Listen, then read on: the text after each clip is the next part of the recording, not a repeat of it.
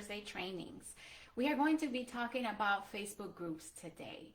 An interesting topic. So we had this Facebook group for a little bit over 6 months, and only in the last few weeks it has been growing a lot. And it's not by coincidence. So I wanted to tell you basically what we've done to continue to grow our group with a highly targeted ideal clientele. Hello, thanks for being with me today. Let me know who's watching, where you're tuning in from. I am going to be sharing today what a Facebook group is for, how to get people to opt in into your Facebook group, and how does that benefit your business, right? So there's invitations to join Facebook groups for everything. I even got an invitation recently to join my air conditioning guy Facebook group. I'm like, what the hell am I going to do there? So a Facebook group is a place where you can bring your ideal clients, your community that you're trying to nurture and build relationships with, to show them what it is that you do, to share with them your expertise. The idea behind having a Facebook group, let me know if you can hear me okay. I just changed my whole setup, which is what I shared with you all yesterday, that I changed my office around, so it's a little bit different. Things are different. The light is different, which I can see now that it's a little bit dark, but I want to make sure you can hear me okay. So Facebook groups, like I said, help you connect with your ideal client, help you showcase what it is that you do and you are really good at, so that when you do talk to those potential clients, they already kind of know what your style is, how you teach, how you coach, how you service, right? It helps you do that. And going back a little bit, everyone is opening up a Facebook group lately, and I gotta be honest, it's a little bit annoying because everyone wants to send you invites to Facebook groups. Oh, awesome. Thanks for letting me know. And I feel like there's no real purpose behind a lot of these Facebook groups that they're opening up lately. They just feel like, oh, everyone is opening up Facebook groups, I should open up a Facebook group. But when I do have some time to peek into these random Facebook groups, I see that there's nothing going on. So I wanted to share with you all what a Facebook group is for. So I am part of a Toastmasters community, and I think I shared that before. And when we decided to start using digital marketing to promote our club, one of the members said, oh, I'm going to open up a Facebook group. And I said, that's a bad idea, okay? Facebook group is somewhere where you invite a potential client that already has had some type of touch with you, some type of connection. So let's think about a Facebook group in terms of the dating world. Remember when you were little, how they talked about first base, second base, first base when you're a little kid and you hold hands, second base, maybe a kiss.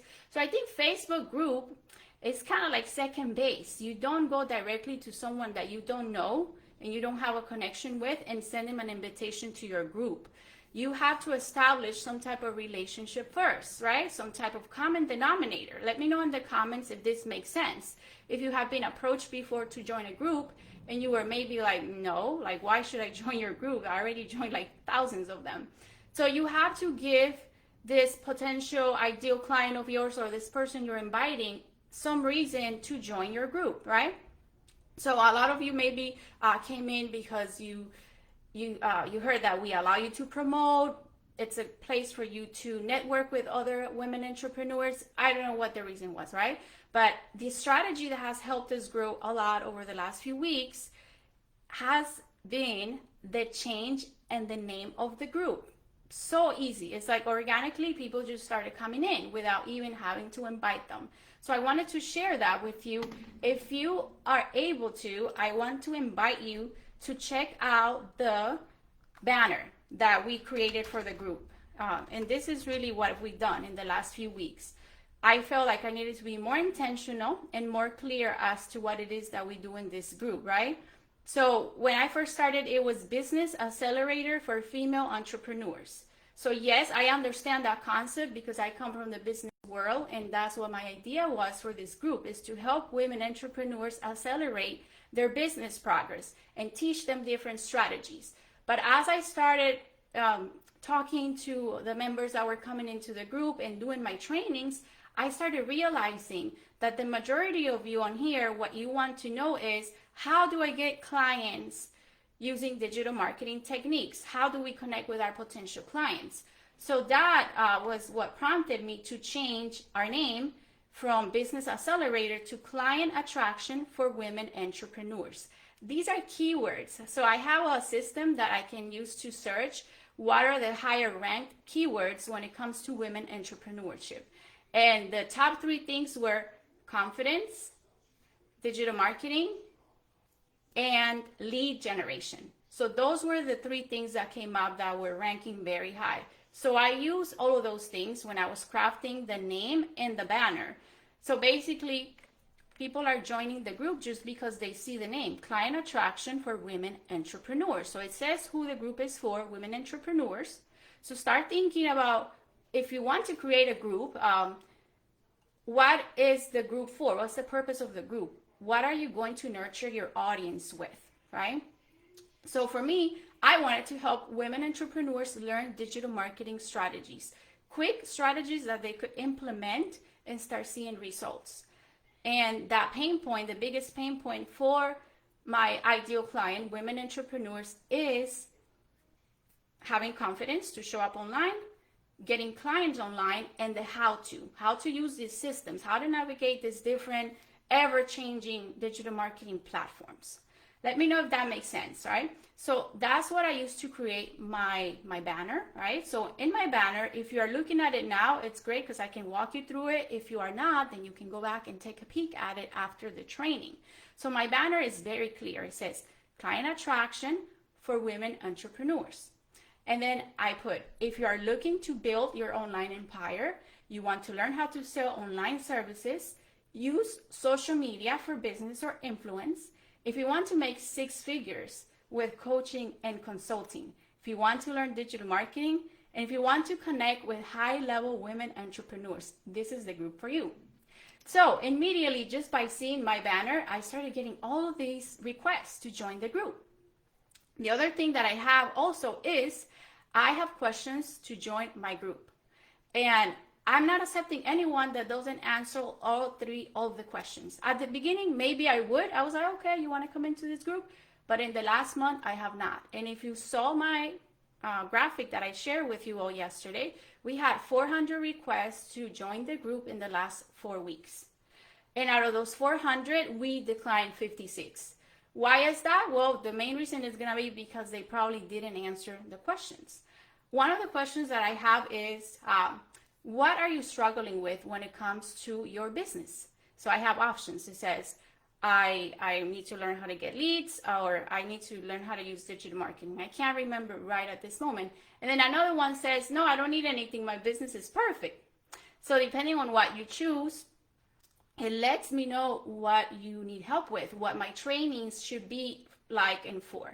So that's kind of what I tailor these Thursday trainings with that feedback that I get from the members that are coming in.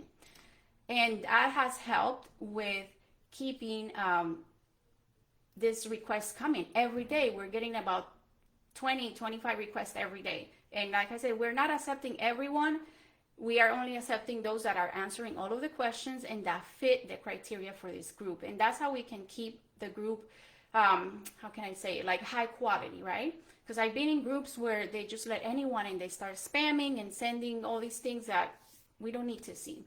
So number 1 strategy is get really clear on what the group is for. What are you providing in this group? And then even before that, really think if you even have the bandwidth in your schedule to maintain a group, because with groups and a lot of people into your group, there's responsibility for you to show up, for you to post and keep your community engaged.